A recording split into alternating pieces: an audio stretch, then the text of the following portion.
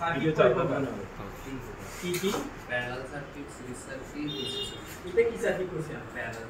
এটা কোথায় ব্যবহার করা হয়? এটা মূলত বাসাবাড়িতে ব্যবহার করা হয়। আচ্ছা, বাসাবাড়িতে কি কি ওয়্যারিং করা হয়?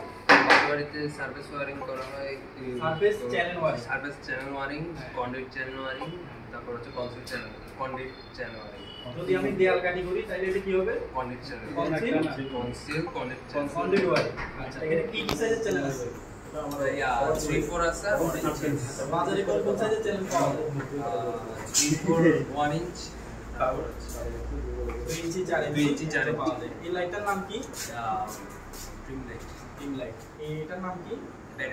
এটার নাম হচ্ছে যে সিলিং রোজ। সিলিং রোজ কোথায় কোথায় ব্যবহার করা হয়? সিলিং রোজ, কলিং বেল, তারপর হচ্ছে ফ্যানের ক্ষেত্রে, হচ্ছে যে টিউবলাইট।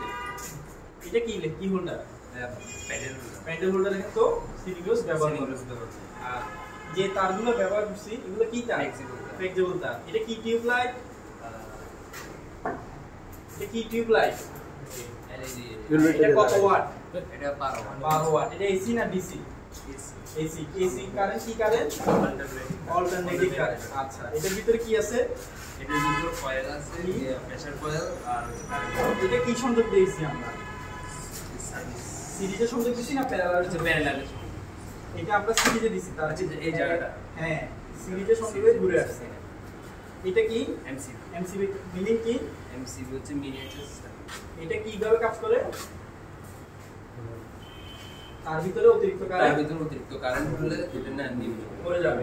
আর যদি শর্ট সার্কিট হয় তখন পড়ে যাবে। আচ্ছা, এই স্পিডবোর্ডটা খোলার পরে এখানে কতটুকু তার? এক মুষ্টিতে প্রায় 4 ইঞ্চি। আচ্ছা, তো আমি কত ভোল্টেজ দেখতে পারবো? 220। আচ্ছা, এটা কি লাইটিং সার্কিট আমাদের করে না পাওয়ার সার্কিট আমাদের? লাইটিং সার্কিটের সর্বোচ্চ কত ওয়াট নির্ধারণ করা হয়? 800। আর পাওয়ার সার্কিটে 3000।